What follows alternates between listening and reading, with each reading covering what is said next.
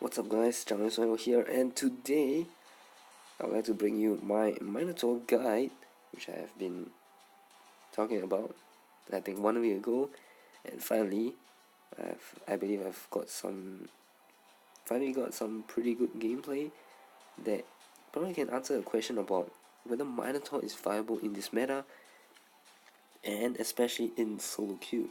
So before we get into anything, just want to caution you because solo queue is very unpredictable.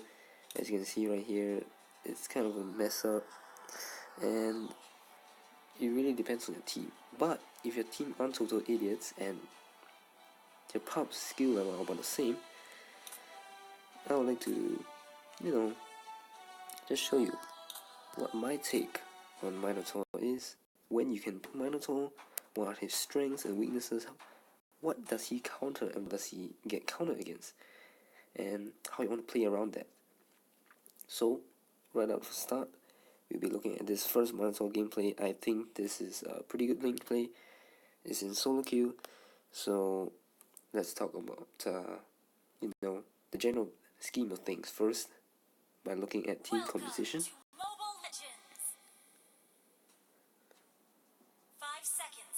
So of course, let's talk about team composition.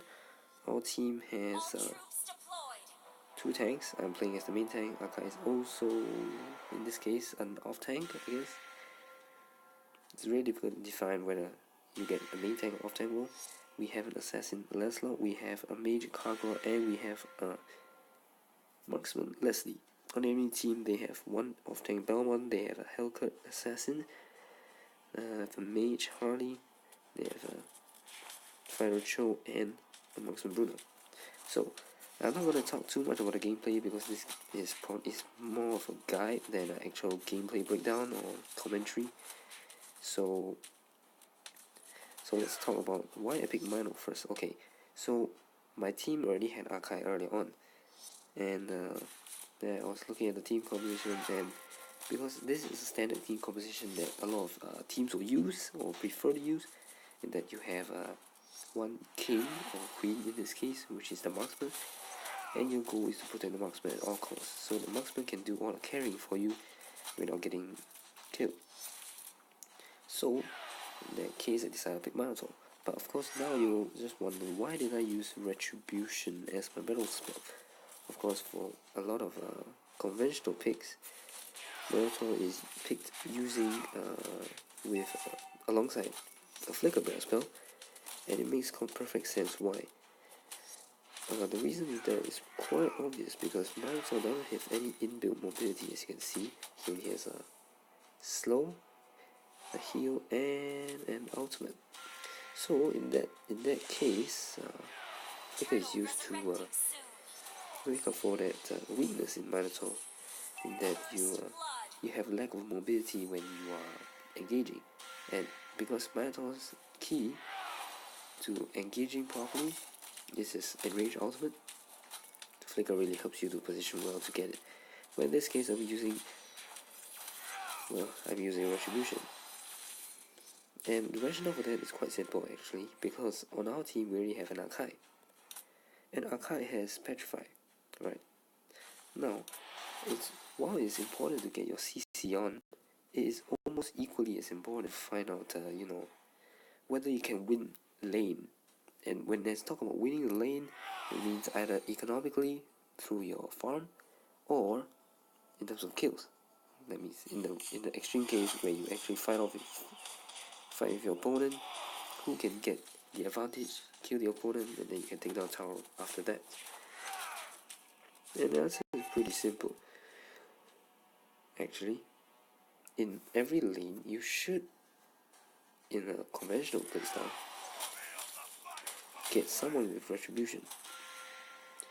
This is to ensure that you can get key jungle monsters that are up for competition. For example, if you are taking the River Crab or the Hermit Crab, which give a huge amount of gold, and hence are really important in terms of lane farm.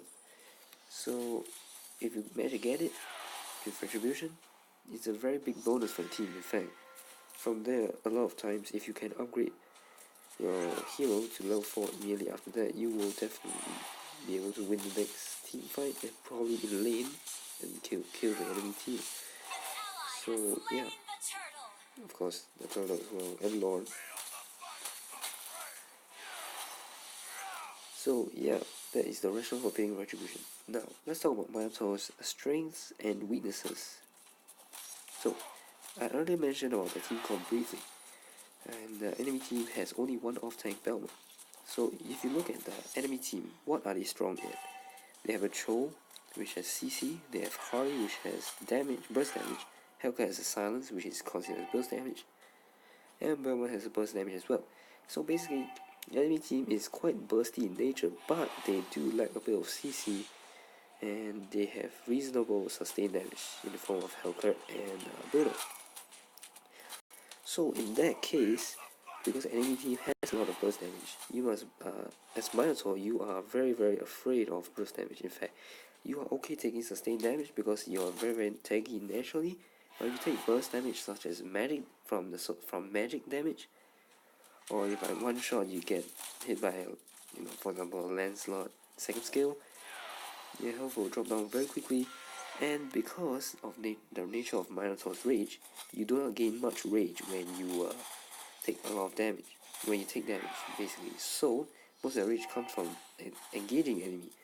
In that case, it makes Minotaur much better against sustained damage heroes like fighters or marksmen, rather than assassins or mages in that sense. Of course, it's nice against any other sources of low damage heroes, of course, because yeah, it just pokes Minotaur and then you can just continue basic attacking. Now, what are the strengths of Minotaur? As I mentioned, he has a lot of consistent damage, you have a lot of lane sustain, and you are a support as well as a tank, which gives you a huge advantage in the laning phase because you can just you never really have to go home.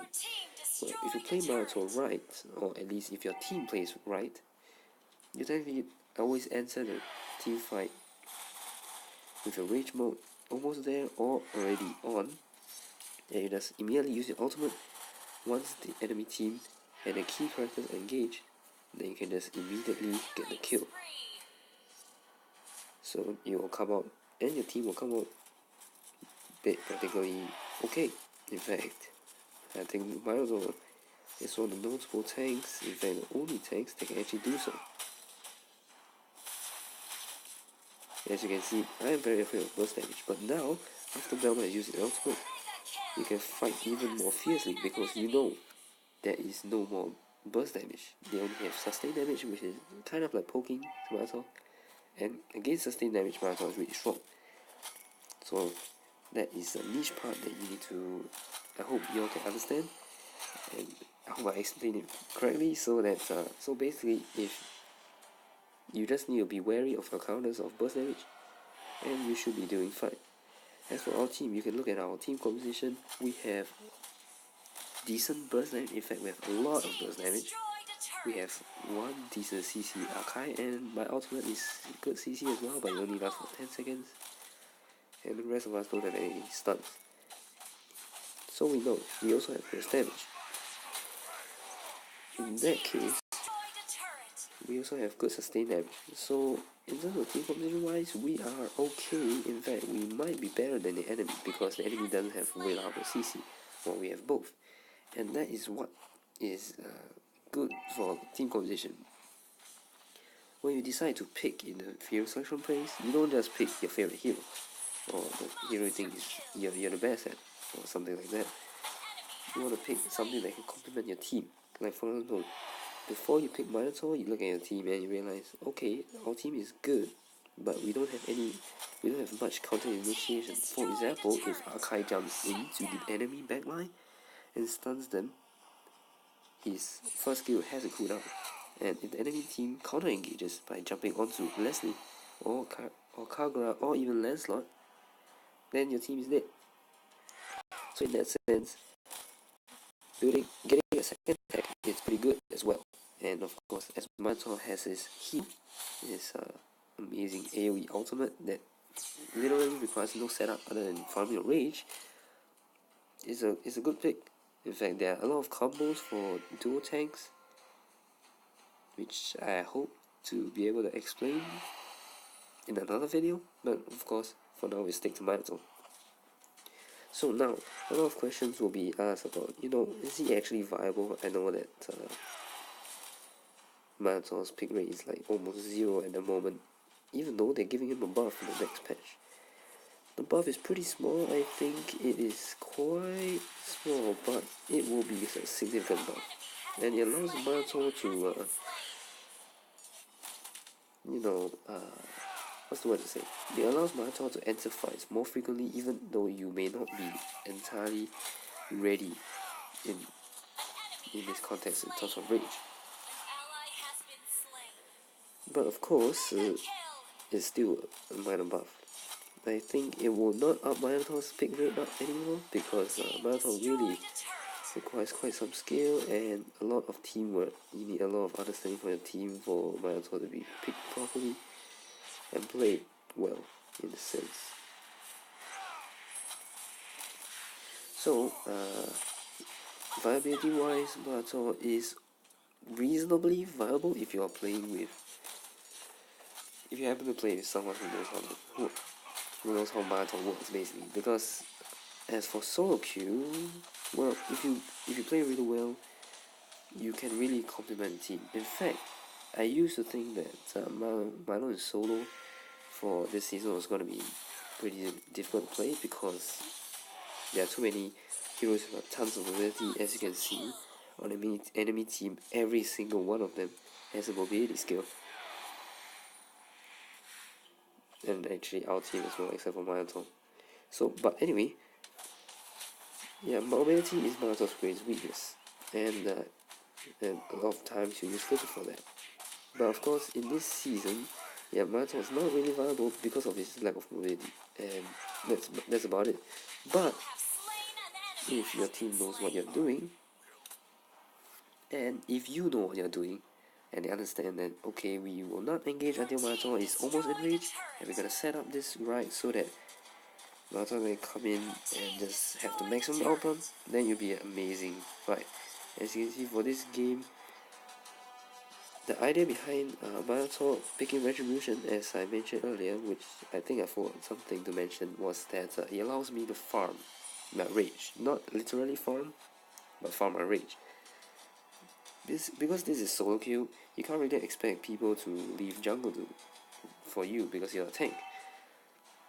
In that case, you might have to use Retribution to help you farm, in that sense.